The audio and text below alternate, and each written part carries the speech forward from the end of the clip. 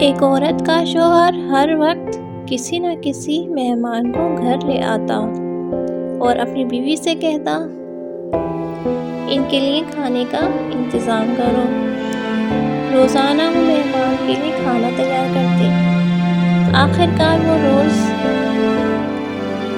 کے معمول سے تنگ آ گئی اور ایک دن رسول پاک صلی اللہ علیہ وآلہ وسلم کے پاس گئی اور کہنے لگی، یا رسول پاک صلی اللہ علیہ وآلہ وسلم، میرا شوہر روز کسی نہ کسی مہمان کو گھر لے آتا ہے اور میں کھانا بنا کے تھک جاتی ہوں۔ یا رسول صلی اللہ علیہ وسلم، کوئی ایسا طریقہ بتائیں کہ میرا شوہر روز گھر میں مہمان نہ لے کر آئے۔ اس وقت نبی پاک صلی اللہ علیہ وآلہ وسلم خاموش رہے اور وہ عورت نبی پاک کی خاموشی دیکھ کر گھر واپس آ گئی۔ اگلے دن نبی پاک صلی اللہ علیہ وسلم نے اس عورت کے شوہر کو بلایا اور کہا کہ کل میں تمہارا مہمان ہوں۔ وہ آدمی بہت خوش ہوا اور آ کر اپنی بیوی کو بتایا کہ آج نبی پاک صلی اللہ علیہ وسلم مہمان بن کر آئیں گے۔ اس کی بیوی بہت خوش ہوئی اور اچھے کھانے بنانے لگی۔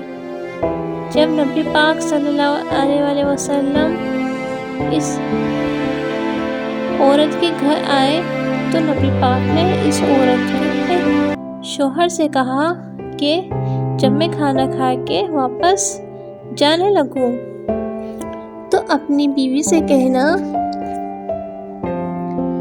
میرے گھر سے نکلتے تک پیچھے دیکھتی رہے۔ اس کی بیوی نے ایسا ہی کیا۔ رسول اللہ صلی اللہ علیہ وسلم واپس جانے لگے تو اس کی بیوی نے کیا دیکھا کہ رسول اللہ صلی اللہ علیہ وسلم کے ساتھ بچھو، سانپ، کیڑے مکوڑے سب ساتھ جا رہے تھے۔ عورت یہ دیکھ کے بے ہوش ہو گئی۔